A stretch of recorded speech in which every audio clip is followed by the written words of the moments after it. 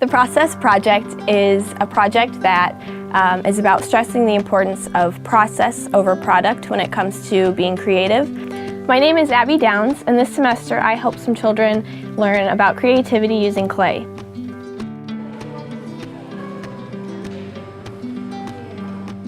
My goal for the project was to give the children of the East 10th Street Youth Center some quality art making time. It was also a way for me to see how art making affects children's moods and feelings. And do you remember when I first came in a couple weeks ago and we started to make your monsters? Do you remember how you were feeling? Were you excited? Were you kind of overwhelmed? You didn't know what to do? I was excited to make one. Okay.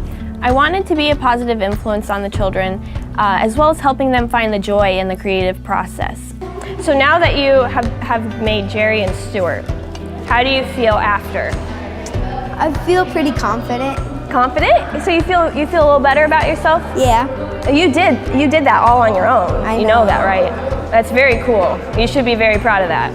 I am. Good, very good. For the Process Project, I worked with two different age groups, kindergarten through first graders and second through fourth graders. Each group had one day of clay making, and they had a second session for painting. The first session was about demonstrating how to create their art projects. The kindergarten and first graders made coil pots, and the second through fourth graders made pinch pot monsters. During the demonstration, it was important to me to emphasize to the children that there was no correct way to making their projects. It was all up to them and their creativity. After the pieces were fired, I brought them back to the children for a second session for them to paint them.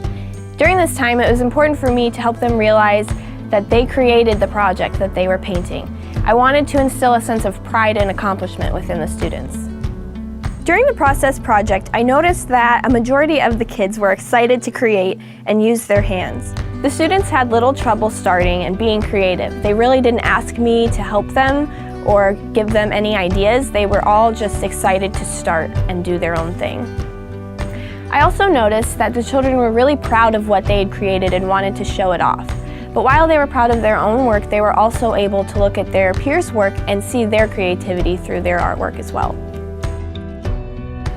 With the younger group, it was harder to interview them and really get how they were feeling out of them because they were more interested in the color and the shape. And I don't think that I was able to communicate as well with them as I would have liked to. And what made you decide those colors? My brain. Your brain? And what's your favorite color on the piece? Or your favorite part of the piece? This part. That part? Is that the inside or just the top? The top. The top? And what did you do on the top? I painted it purple and put all kinds of decorations on it. Yeah? So what would you title that piece? What would you name that?